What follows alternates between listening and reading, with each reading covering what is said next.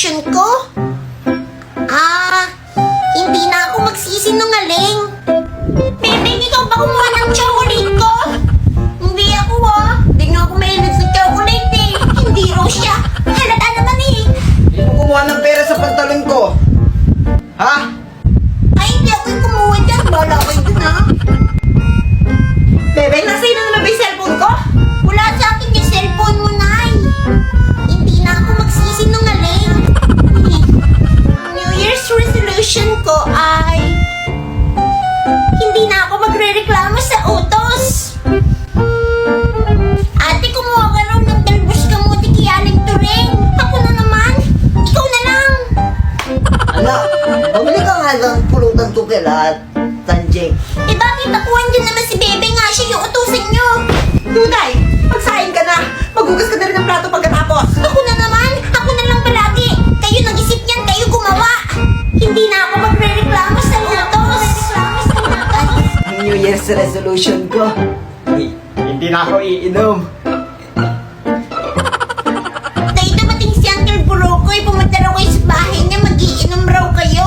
Talaga? Kaso... pare! Tara mag-inom tayo! Sige na! Sabi ko, hindi na ako iinom! Hindi na ako iinom! Hindi na ako iinom ng tubig kasi may alak naman! Ang New Year's resolution ko? Hindi na ako mangungutang. Nay, nasan raw yung inutang mo kanina kay Aling Turing? Sinisingil niya ako eh. Bakit parang ang aga niya maningil? Nay, pinapatanong ni Aling Tanjing kung kukuha ka raw ng tinda niya, pwede raw utang yon. Sige, sabihin mo, kukuha ako. Utang naman eh. Siguro pati yung cellphone na dala mo, inutang mo rin, no? Hoy, hindi Nakuha ko to sa link na nasa bio ko. Nanalo ako. Wow! Yung New Year's resolution ko, next year ko na lang gagawin. Hello? Naimuna na ako bye-bye! Bye, kuya! Ano ba't siya nagmamadali? Kabalik ka.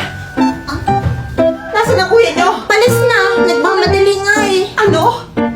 Wala siyang baon. Ito yung baon niyo. Asan na, ako na magbibigay. Sige na. Ito, habot mo sa kanya. Okay. Asan ba yung school ni kuya? Hold up to! Taas mo kamay mo! Bigyan mo sa akin yan! Ibaon po ito ni kuya eh. Wala akong pakialam! Bigyan mo sa akin yan! Alam niya po bang masama yung ginagawa niyo? Eh ano naman? Bilhin ko na lang po yung balir niyo.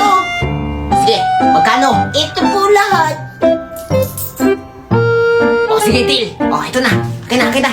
Sige, salamat po ha. Nasa kamay, walang kikilos na masama. Hold up to. Bigay mo sa akin lahat ng na-hold up mo ngayon.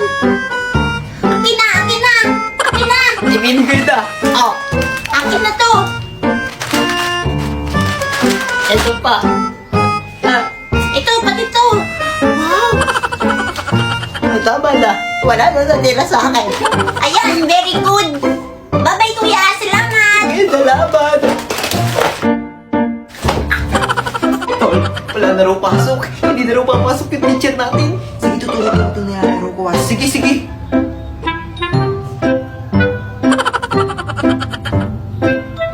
Patay.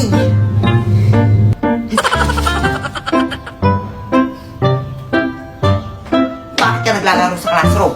Di ba sabi ko bawal?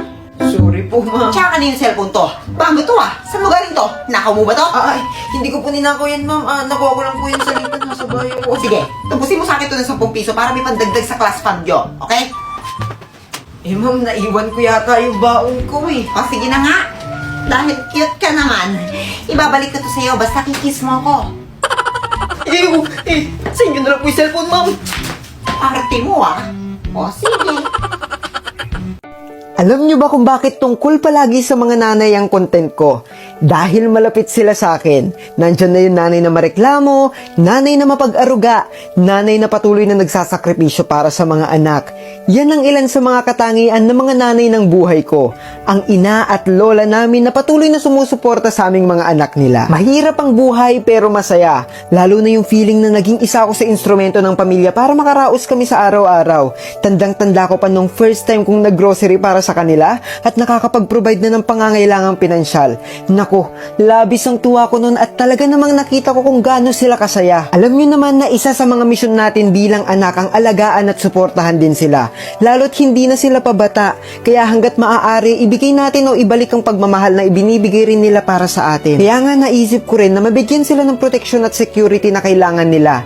Kaya kumuha ko ng Protect Max Insurance sa Cebuana Luwilier. Kasi for as low as 50 pesos up to 150,000 coverage sa anumang sakuna, sunog at aksidente. Hindi lamang tayong mga anak ang handang magbigay ng seguridad para sa ating mga magulang. Dahil kasama natin ang Cebuana Luwilier sa laban ng buhay. Kaya sa mga magulang na patuloy na nakatindig para sa kanilang mga anak, saludo po kami sa inyo. At lalaban din kami mga naksi nyo para kayo'y maging protektado. Sino na naman sa inyo yung kumuha at kumain ng chichirya ko? Kalagay lang yun sa aparador. Kinuha nyo na naman. Pinakilaman nyo na naman. Hindi ako. Wala akong kinalaman dyan, ha? Hindi ako yon. Eh, sino nga kasi kukuha? Sigurado akong nasa inyong dalawa lang yung salarin. Eh, ano bang gagawin mo sa kumuha ng chichirya mo? Upakan ko talaga. Bubugin ko marag ganito. Saka ako papalayasin sa bahay. Alaya, si nanay yung kumuha ng chichirya mo. Nay, narinig mo si kuya. Sabi niya, uupakan ka daw na kasi kinuha mo yung chichirya niya. Tapos bubugbugin ka pa niya. Tapos papalayasin ka niya dito sa bahay. Anong karapatan mo palayasin ako, ha? Ayan, ikaw bang lumayas? Tuluin mo sirain ang buhay mo! Ayan, Sorry, deserve. Nay. Di ko naman alam na ikaw yung kumuha eh. Parang chichirya lang. Ang galing ko, Martinak, no? Hala, pwede na ako mag-artista talaga. Oo nga, Nay. Grabe, parang totoo. Ako, ayan mo na yun, Nak. Biro lang naman yung arte-arte ko lang yun. Tsaka alam mo naman ako, masyado akong mabait. Kumain ka na ba? Ano gusto mo? Pangit naman ng nanay na to. Nasusuhulan ng pera. Nanay niyo pa rin ako! Saan kayo natuto magsasagot-sagot ng ganyan, ha? Hindi niyo ba alam ang hirap ko? Mapalaki lang kayo! Kaya kahit na mahirap, tinitiis ko. Kasi mahal ko kayo. Mahal ko kayong mga anak ko. Hala, ang galing. Parang robot si nanay. Dapat tulugan ng coins para bumait. Ano pinagsasabi niyo dyan? Gusto niyo ba hambalusin ko kayo ng walis? Wag! Maawa ka! Maawa ka sa mga bata! Hala ka, ano nang nangyayari kay nanay? Sinong nanay mo? Ikaw! Ako lang! Sinong nanay mo? Ikaw! Ako lang! Tumawag na tayo ng pulis. Tumawag na tayo ng barangay tanod. Ay, o kaya ano, albularyo na lang. Si nanay. What if ilibing na lang natin siya ng buhay? Gusto mo bang unahin kitang ilibing ng buha? Wag! Wag mo siya, anak ko yan!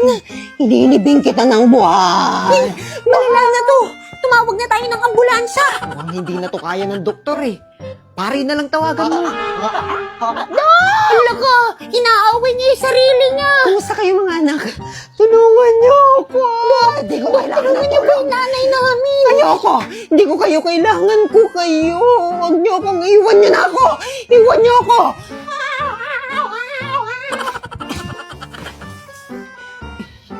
Ba't mo binuhusan na tubig? Eh, baka kasi nag-o-overheat lang si nanay eh. Bakit basang-basa ako? Ay! Eh kayo! Puro kayo tambay! Puro kayo cellphone! Eh kung tinulungan niyo ako sa gawaing bahay, eh di kaswelo ko! Ay!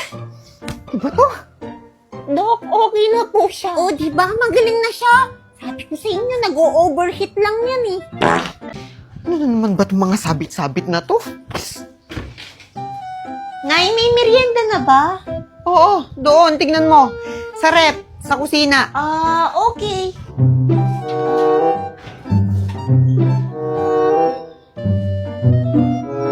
Wala naman kaming rep. Ah. Si Nono? Nay, wala naman tayong rep eh. Walang rep. E di wala ring merienda. Sinabi mo na lang sana agad, wala tayong merienda. Pinapunta ba ako sa kusina? Napagod lang ako. Kasalanan ko pa. Sana naisip mo rin na wala tayong rep para hindi ka na pumunta sa kusina, hindi ka na napagod. Ay, oo nga no. Ako pala yung mali.